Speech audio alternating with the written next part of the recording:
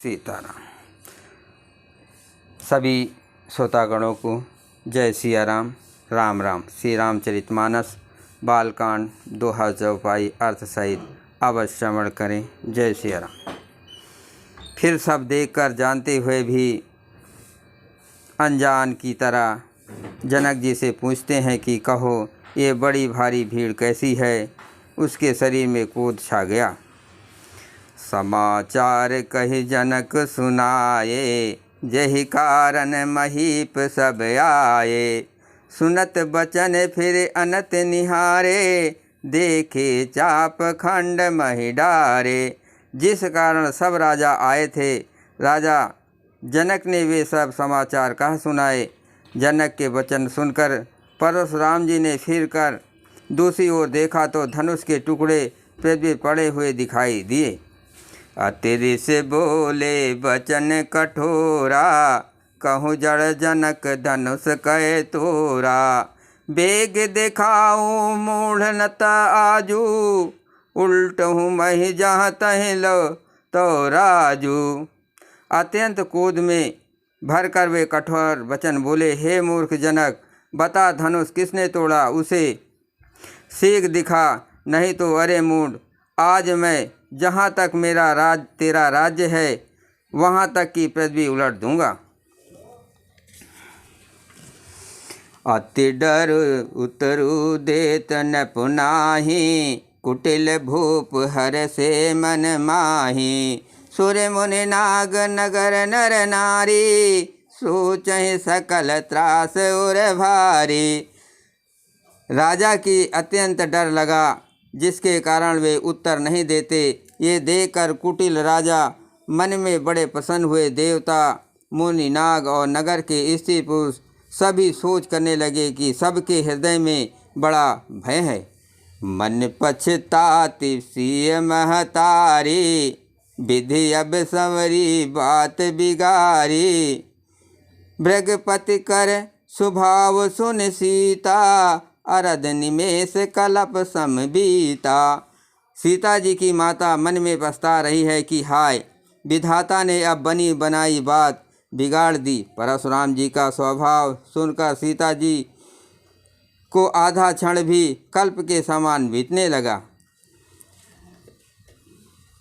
देवी पूज पद कमल तुम्हारे रामा, सुर नर मुनि सब होय सुखारे सिया रामा।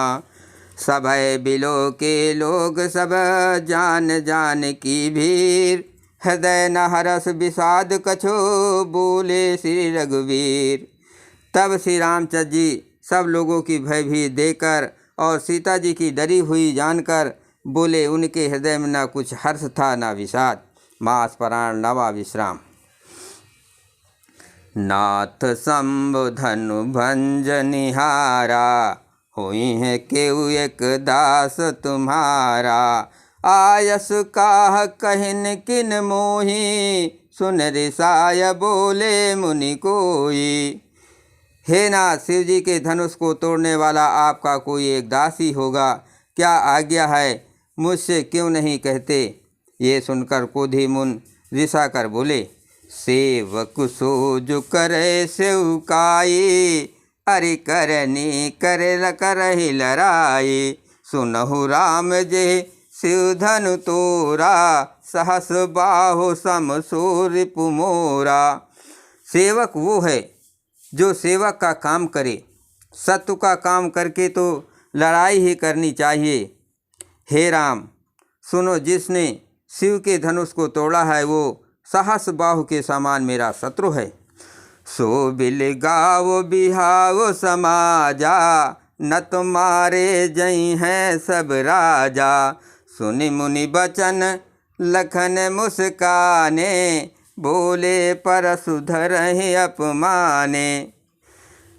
वो इस समाज को छोड़कर अलग हो जाए, नहीं तो सभी राजा मारे जाएंगे। मुनि के वचन सुनकर लक्ष्मण जी मुस्काए और परशुराम जी का अपमान कहते हुए बोले, बहु धनु ही तूरी लड़काई, कबन असरिस कीन गुसाई।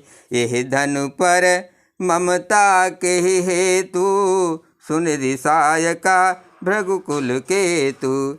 हे गोसाई, लड़कपन में हमने बहुत सी धनुइयाँ तोड़ डाली, किंतु आपने ऐसा क्रोध कभी नहीं किया। इसी धनुष पर इतनी ममता किस कारण से है? ये सुनकर भृगुवंश की ध्वजा स्वरूप परशुराम जी कुपित होकर कहने लगे, देवी पूज पद कमल तुम्हारे, रामा सुर नर मुन सब होय सुखारे। सिया रामा रे नप बालक काल बस, बोलत तो ही न संभार। धनु ही समति पुरार, धनो विदित सकल संसार। अरे राजपुत्र, काल के बस होने से तुझे बोलने में कुछ भी होश नहीं है। सारे संसार में विख्यात शिव जी का ये धनुष क्या धनु ही के समान है? लखन कहा हंसी हमरे जाना, सुनहु देव सब धनुष समाना। काछति लाभ जून धनु तोरे, देखा राम नयन के भोरे। लक्ष्मण जी ने हंसकर कहा, हे देव सुनिए, हमारे जन्म में तो सभी धनुष हमारे जान में तो सभी धनुष एक से ही है। पुराने धनुष के तोड़ने में क्या हानि लाभ? श्री रामचंद्र जी ने तो इसे नवीन के धोखे से देखा था। छुअत टूट रघुपत हूँ न दोषु, मुन बिनु काज करह कत रोसु। बोले चितहि परसु की ओरा, रे सट सुनहु सुभाव न मोरा। फिर ये तो छूते ही टूट गया, इसमें रघुनाथ जी का भी कोई दोष नहीं है। मुनि आप बिना ही कारण किसी लिए क्रोध करते हैं। परशुराम जी अपने फरसे की ओर देखकर बोले, अरे दुष्ट, तूने मेरा स्वभाव नहीं सुना। बालकु बोल बदौ नहीं तोई, केवल मुन जड़ जानहि मोहि। बाल ब्रह्मचारी अति कोही, विश्व विदित क्षत्रिय कुल द्रोही। मैं तुम्हें बालक जानकर नहीं मारता। अरे मूर्ख, क्या तू मुझे निरा मुनि ही जानता है? मैं बाल ब्रह्मचारी और अत्यंत क्रोधी हूँ। क्षत्रिय कुल का शत्रु तो विश्व भर से विख्यात हूँ। भुज बल भूमि भूप बुन कीन्ही, विपुल बार महि देवन दीनी। सहस बाहो भुज छेद निहारा, परस बिलोक महीप कुमारा।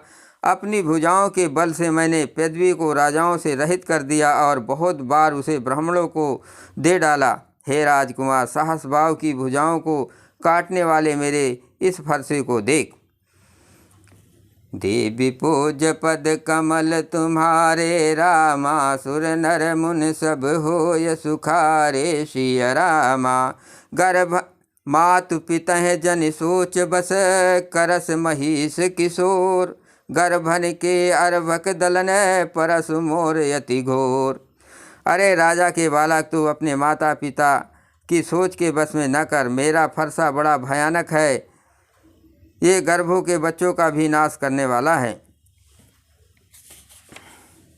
बिहस लखन बोले मृदुबानी, अहो मुनीषु महाभट मानी। पुनि पुनि मोह दिखाव कुठारू, चाहत उड़ावन फूक पहाड़ू। लक्ष्मण जी हंसकर कोमल वाणी से बोले, अहो मुनीश्वर, तो आपने बड़ा भारी योद्धा समझते हैं, बार बार मुझे कुल्हाड़ी दिखाते हैं, फूंक से पहाड़ उड़ाना चाहते हैं। या कुंवर बतिया को नाही, जे तर जनी देख मर जाई। देखो कुठारु सरासर बाना, मैं कछु कहा सहित अभिमाना। यहाँ कोई कुम्भड़े की बतिया या छोटा कच्चा फल नहीं है, जो तर्जनी सबके आगे की उंगली देखते ही मर जाती है। कुठार और धनुष बाण देखकर ही मैंने कुछ अभिमान सहित कहा था। भृगुसुत समुझ जनेऊ बिलो की, जो कछु कहो सहौ रिस रोकी। सुर महिसुर हर जन अरुगाई, हमरे कुल इन पर न सुराई।